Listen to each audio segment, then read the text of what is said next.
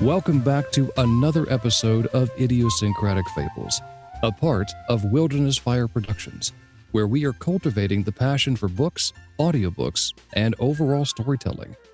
Since time first began, we have been storytellers. Everybody's got a story to tell, and I want to hear yours.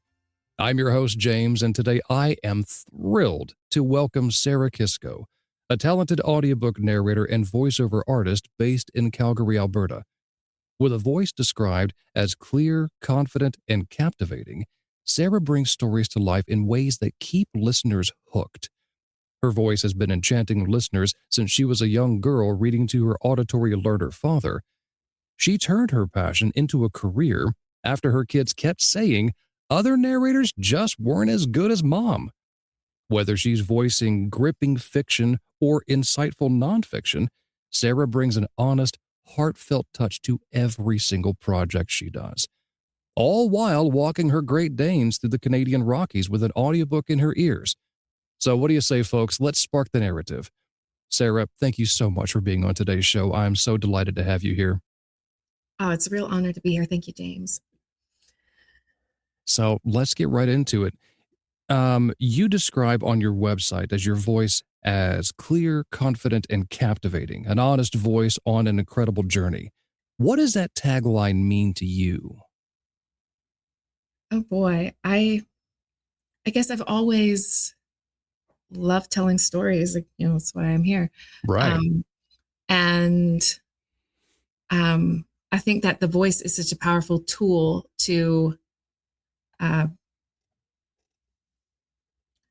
I've always been a big fan of the written word, but there's something about having the human voice with its inflections and its compassion or just any kind of passion, I guess, that really I want to bring that to the listener and make the story as a whole experience that's enhancing what the author has created. Very cool. And how would you say your own life journey has shaped the voice that you bring to narration? Oh boy. I guess I've been really blessed because I homeschool my kids, and we do a novel study every month. I started reading to them like the day they were born, and every day I would read to them, just because that's what I love to do. And so I guess I built up a lot of experience reading to them. Got a lot of practice with my different voices and trying to capture emotions and trying to keep two little boys' attention, Yeah. So then I thought, wouldn't it be, I just loved it so much that I wanted to be able to share it with other people. So I think that books are really important for not only learning new information, but learning about different cultures, different people, growing empathy. It's just such a powerful tool. And a lot of people, my husband has never been a reader, and there were books that I wanted to share with him. Right. So I'd be like, what do you mean you've never read Lord of the Rings? So I read him the entire Lord of the Rings. This is like, we've been together a long time. Sure. This was before the movies came out. and so, it's a way that it's something that we bonded over and brought us together. And I want other people to have that experience too. Like, I love doing stories that families can listen to together. And then you're all, essentially reading the same book, and you've got things to talk about and inside jokes, and it just gets into the fabric of your life. That's fantastic. Now, with that mention of Lord of the Rings, you kind of tapped into my next question I have for you, as far as, reading out loud to your husband. So what was the experience like in regards to sustaining long-form narration?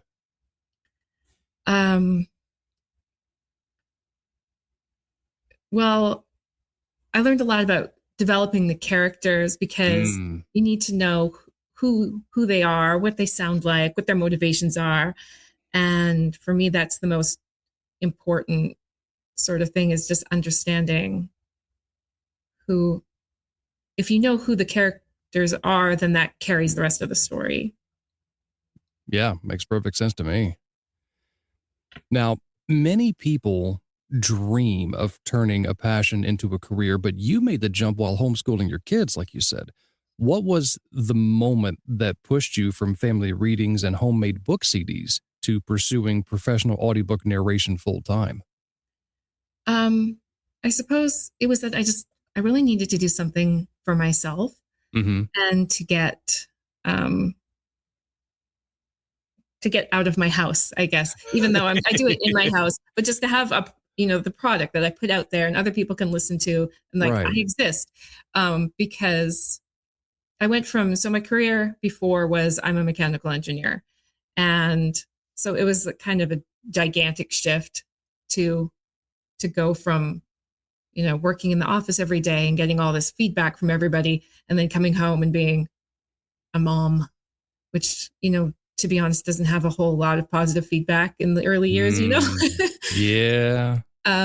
So I just needed a little bit more, something that was just for me, that was going to help me remember that I'm a full person and not just I felt like I was giving, right, in a way that wasn't building me up as much as I was used to. So this helped me create things that sustain me in a different way. And so when I come back to my family, my husband and my kids, I show up better. If that makes sense. It makes perfect sense. It's almost like a way to recharge yourself in a way, if I'm hearing you right. Yeah, exactly. I love that. So your kids apparently turned off other audiobooks because mom was better. That's such a fun story. That Tell me sounds about mean. that. It's like, it's not that the narrators were even bad. I think they just got used to my voice. Like I would do. Sure. If we're doing a series, like let's say I did Percy Jackson, right? Okay. And so after I've read the first like 2 or 3 books, like that, they know this is Percy and this is Grover or whoever, right? And so then when I tried to get them to listen to the audiobook, they're like, well, that's not what that character sounds like. I'm like, get used to it. But I did end up reading every single book in the Percy Jackson series out loud, and there's a lot. That's actually a series I have not read yet. But my story is similar to yours, to where I started reading the Chronicles of Narnia to my kids. And to this day, my oldest daughter, because we were going through our personal book collection here at the house, and my wife offered one of the box sets we have to our oldest daughter. She goes, I'm good. I know those stories inside and out, and there will never be another version that's as good as Dad reading it out loud. I went, oh, pumpkin. That makes my heart so happy. Thank you so much. I love that. Yeah, it's fantastic. And actually, I was overheard reading out loud, and that's what got my start in audiobook narration. So that's a pretty cool story for another time. Oh, yeah. You, though, are known for an expressive voice in fiction and a calm, knowledgeable tone in nonfiction. How do you prepare differently for each genre? Oh, it's totally different. So for fiction, again, like I said before, for me, it's about the characters. Mm-hmm. And so I spend a lot of time prepping mentally, I guess, about who they are, what their reasoning, their motivations are. And I create a whole catalog of all the characters in the book and what their voices are. I do an excessive amount of prep work, I think. But then when I get to the story, I can just dive in and know exactly what's happening and what I can expect from the characters. Right. And nonfiction, I actually thought when I started that I would do primarily nonfiction, because that, when I'm not reading to my kids, nonfiction is what I primarily turn to. Okay. I love learning new things. I'm kind of addicted to researching. So, so I love doing nonfiction because it's like, oh my goodness, I'm getting paid to learn. What? It's very exciting for me. Yeah, at first when I started, 8 years ago, I was opposed to anything related to nonfiction because I wanted everything fiction related, mysteries, thrillers, lit RPG, fantasy, sci-fi, bring it all to me. And then I kept getting offers for nonfiction through, folks like Tantor and whatnot. And with everyone I've done, I've enjoyed it more and more because, like you, I also enjoy learning, and I'm a bit of a research nut as well. But yeah, with everyone I've done, I've walked away, learning something I didn't know before. I'm like, I don't have any regrets about narrating that book. Now, Yeah, I there think have been a couple of bad apples, but, I aside, get I get passionate about whatever the subject is, and I really hope that that shines through in yeah. the narration. So walk us through your process of getting into character as far as fiction book goes. Oh, um, well, part of it is a mental preparation Mm-hmm. about what is their backstory, how did they get where they are, what are their dreams for the future. But a lot of it is just when you're thinking about the voice, how to express it physically. Like even though no one's seeing me, I'm very physical in my performance in my little booth there by myself. I've got, if she runs her fingers through her hair, I run my fingers through my hair. And I do a lot of hand action. Sometimes I bump my mic, like it's bad. Oh gosh. But I get right into it. Like I live the story Yeah, as I'm reading it. So that's my experience anyway. I love that. Would you be willing to share an example of a particularly challenging book you've narrated? Maybe one with tricky accents, emotional depth, or even technical content? Okay. I think the one that first comes to mind is I had to do a book that had 10 brothers. Oh, wow. Yeah. So that was super, super challenging because they all had to sound reasonably like they were from the same place. So Mm-hmm. there's only so much you can do with accents. And they were all men. So I had to figure out what I ended up doing was I wrote them all out and kind of looked at all their dialogue, and some of them didn't have a lot of background information about them. So I just had to kind of assign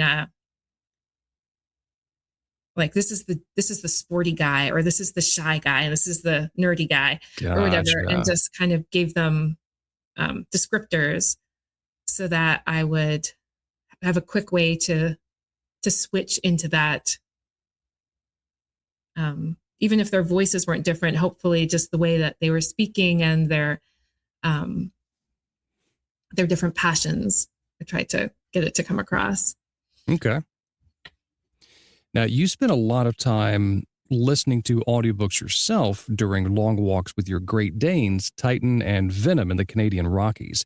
Mhm. How does being an avid listener influence the way you perform as a narrator? Um, I love listening to people, their different interpretations and how they approach scenes. Um, Really, especially if a scene brings up a lot of feelings for me, I Mm, think, okay, why do I feel this way? Or sometimes I really like the way other narrators um, kind of shift down, and sometimes less is more, yeah. which I think maybe I need to work on that. So I'm sometimes I'm a bit much. But I can learn that, okay, yeah, look how effective it is to dial back here and just be a little quieter.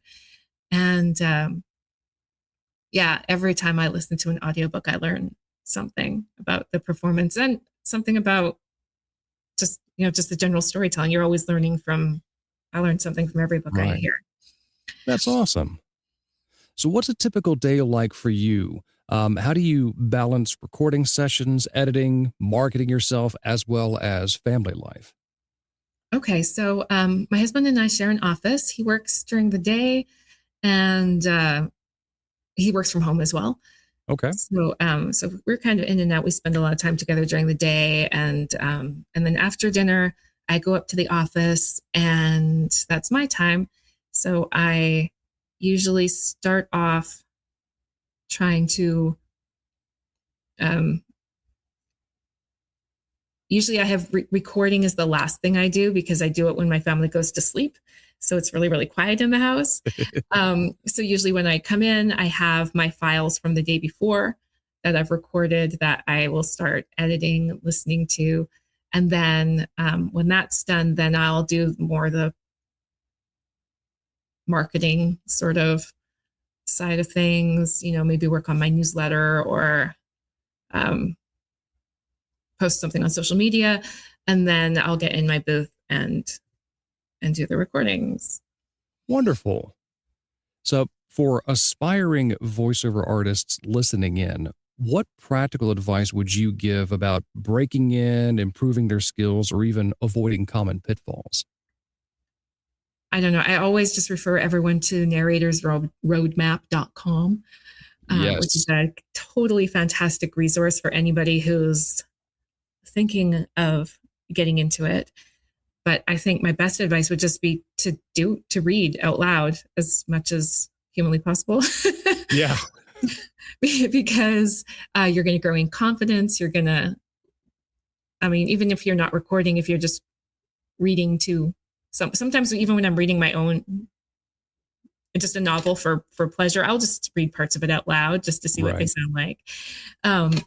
Just to bring the characters to life a little bit or practice my accents or whatever. So just, I think the most important thing is just to love it. Like just to, know that you love it, like own it, just go with it.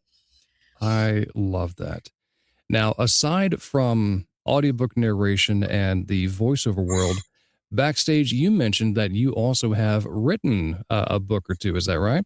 I have. So I just released I've released 2 books this year. And so what happened was I was homeschooling and I made my kids do some writing. And just for solidarity, I decided to write with them. And then next thing you know, I accidentally wrote this 6-book series. Oh, wow. Yeah. So I don't really know how that happened, but so I decided I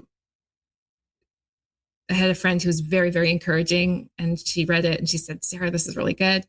You should do something with it." So I actually wrote it under a pseudonym. Okay. So my pseudonym is Claire Oxton, and the series is called The Heart of Africa. And so there's 6 books. I actually wrote it as one really, really huge book, but nobody wants to read a 500,000 word book. So I had to split it up. But it's semi-autobiographical in that the main character is actually an audiobook narrator. Okay. Who's not dissimilar to me, although I don't consider her to be me. But her name is Claire Oxton. And so that's why I used her name as the pseudonym, because it's like we're similar enough that I felt like the author and the character were they could have the same name. And I know that's a weird choice. But so she is this audiobook narrator, and she's out hiking in the Rockies one day. I don't know where I got that idea. And she runs into these celebrities, which is weird because I'm not even I'm not a fan of celebrities. Like I don't follow them or even watch a whole lot of TV, if we're being honest. But anyway, I needed them to be part of the story, and you'll see why. So she meets these characters. One of them, I would say he's very loosely based on Tom Hiddleston. Okay. Because I was going through this phase where I really liked listening to Tom Hiddleston read poetry. He has all these videos, and he has just such a lovely RP accent. It's just quite pleasant. So anyway, so she starts talking to him about the poetry recitations when they run into each other on the mountain. And he discovers she's an audiobook narrator. And then a few weeks down the road, he is narrating an audiobook, and there's a character in there that's a Canadian woman, and he thinks of her right away. And so he ends up getting her on board to co-narrate this book with him. And they sort of end up becoming friends, and she gets a little bit involved in this celebrity world, and more opportunities open up for her. But and then she gets nominated for an Audie Award, because this is total fantasy. So she goes, and actually, I know that we have the same coach, Joel from Ken. Love so that man. There's actually a sort of cameo by these characters who were really, really heavily inspired by Joel and Rich, because I love them so much. Like, not only is Joel like just an incredible coach, but he's just such a fantastic human being. Yes, he is. So I asked them, I'm like, hey, because when I wrote the book, I wasn't planning to publish or anything.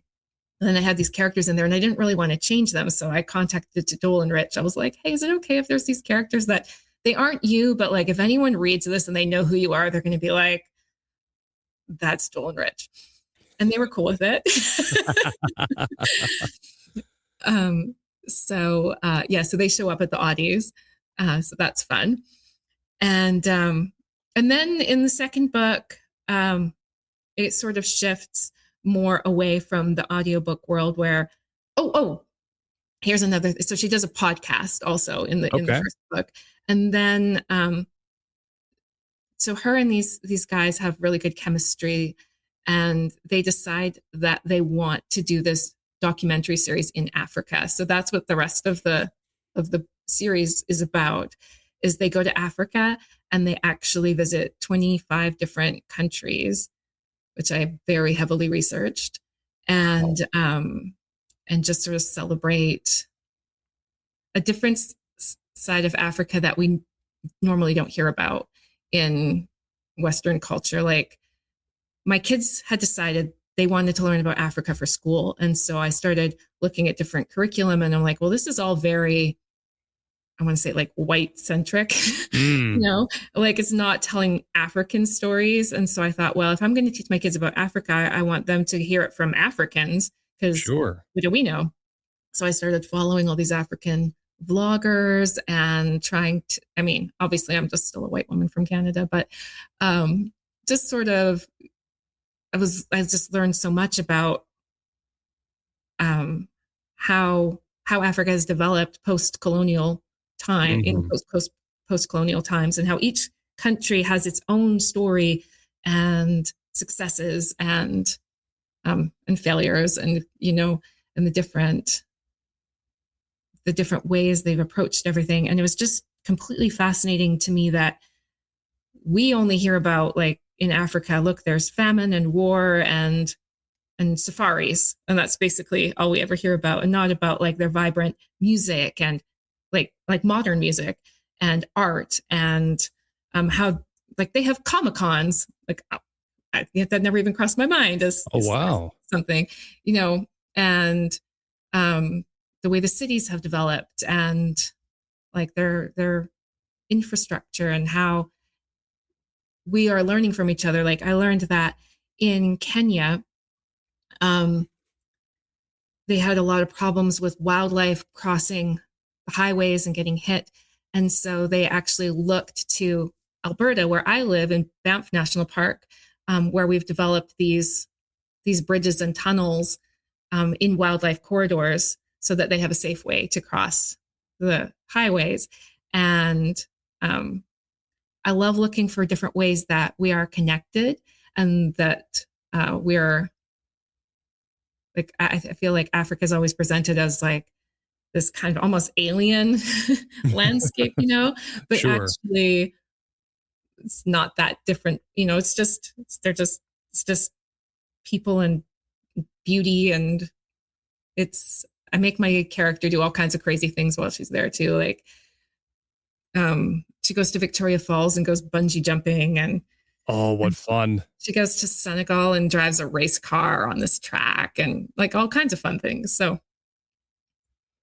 that's lovely. Thank you for sharing that. So, looking back, What's one surprising or rewarding moment from your career so far that stands out? Um,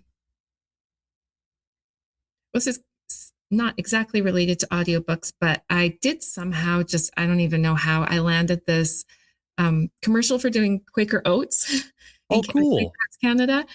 So that for me, that was like a huge highlight because I ate, like, we have Quaker Oats like several times a week. And I don't know how I landed that one, but then, it was on the TV, it was all over Facebook. Everyone was excited. They'd call me, be like, I heard you, I heard your commercial. So I don't think I'd normally want to do a lot of commercials because there aren't a lot of products that I'm, so excited that I Sure. want to use and promote. But that was a huge thing. And it was in the middle of COVID. So like they brought me into a studio and it was just nice to like get out of the house back in those days. Yeah. So that was really fun. That just sort of got me excited about, I mean, I do a little bit of other voiceover work besides audiobooks, a lot of like corporate narration sort of things. Sure.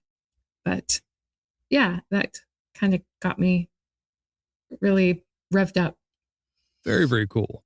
All right, couple last questions for you before we draw this show to a close. Where can people find your books that you've written? So my books are available on Amazon and Audible. So again, it's Claire Oxton, and I have a website, claireoxton.ca. And I'm on social media. I'm on Facebook, Instagram. And the first book is, so the books are, all the titles are related to Philippians chapter 4, verse 8. So it's whatever is true, whatever is noble, whatever is right, etc. Very nice. Those are the names of the books. Yeah. Fantastic. All right. Last question. What's next for you? Any upcoming projects, dream genres you'd love to narrate, or goals for your voiceover business? Oh, wow. I do think I'd like to build a little bit more of the nonfiction side. Okay. But I do love to narrate fantasy. I would like to do a bit more of that because there's just so much scope for characters and voices and that sort of thing. And I like the way that fantasy can take situations from our general society and put them in a different location so that we can analyze it in a more, like, take a step back. Sometimes when you're in the middle of a situation, it's hard to see what's going on. But then when you throw it in a different kind of perspective, you get to understand it a little better. So that's what I like about fantasy. Yeah, it's just something special about that genre as a whole. I love it as well. Sarah, thank you so much for this wonderful conversation. I truly appreciate your time today. Well, thank you so much for having me and listening to me Babylon. Hey, that's okay. That's why I do this. And just to quickly wrap up, from family road trips, reading Lord of the Rings, to building a professional narration career while homeschooling, you've reminded us that authentic voices, and may I add, human voices, can truly captivate. Thank you for sharing your insights on the craft, the industry, and balancing it all with those epic walks with Titan and Venom. Listeners, I truly invite you to check out Sarah's work on Audible and follow her journey at sarahkiskovo.com or on Instagram at sarahkiskovo. Also, I highly encourage you to check out her written work, as you've just heard, under her pseudonym Claire Oxton. You can find her on Amazon as well as the website she's built for that as well. And then thank you, dear listener, each and every one of you, for tuning in. If you've enjoyed this episode, I ask that you please rate it, review it, and subscribe to the channel. It helps us reach more storytellers just like you. Drop us a line on social media or even email about who you'd love to hear next, or even better, if you'd like to be a guest on the show. Also, I host a Discord server where I showcase my behind-the-scenes work of audiobook narration. Click the link in the show notes because I would love to have you as a part of that community. And as always, dear listener, everybody has a story to tell, and I want to hear yours. So until I talk to you next time, peace be with you.